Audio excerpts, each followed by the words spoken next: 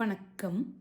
முருகப்பெருமானின் அருளால் இன்று நம் காணவிருப்பது திருப்புகழின் 67வது பாடல்.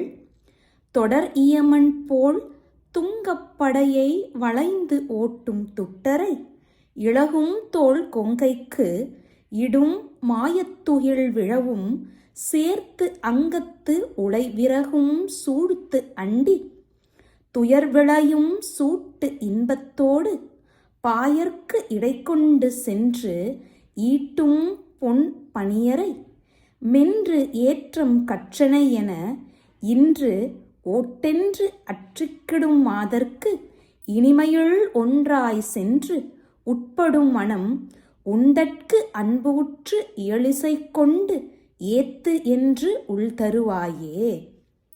தோல்வியின்றி தொடர்ந்து வரும் யமனைப் போல காமனது வெற்றிப் படைகளை